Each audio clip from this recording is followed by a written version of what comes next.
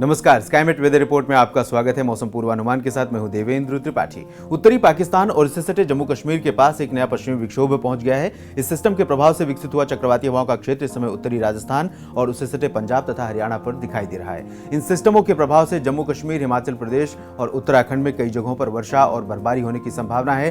पंजाब, हरियाणा और दिल्ली में भी कहीं कहीं हल्की बारिश देखने को मिल सकती है। साथ ही इन मैदानी राज्यों में एक दो स्थानों पर ओलावृष्टि के भी आसार हैं।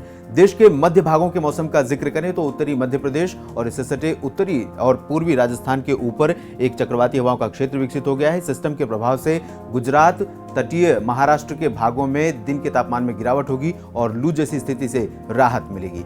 दूसरी ओर उत्तरी ओडिशा पर एक एंटी साइक्लोनिक सर्कुलेशन भी विकसित हो गया है। सिस्टम के प्रभाव से ओडिशा, छत्तीसगढ़ और मध्य प्रदेश में अधिकतम तापमान में बढ़ोतरी हो सकती है।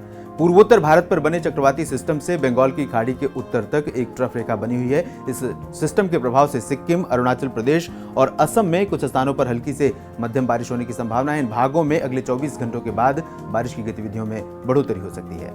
दक्षिण भारत में लक्षद्वीप से उत्तरी आंतरिक कर्नाटक तक एक ट्रफ रेखा बनी हुई है। दक्षिणी तमिलनाडु के पास भी एक ट्रफ रेखा मौजूद है। इन सिस्टमों के प्रभाव से तमिलनाडु में कुछ स्थानों पर जबकि केरल में एक दो जगहों पर गरज के साथ बौछारें दर्ज की जा सकती हैं। अंडमान व निकोबार द्वीप समूह में भी हल्की बारिश होने के आसार हैं।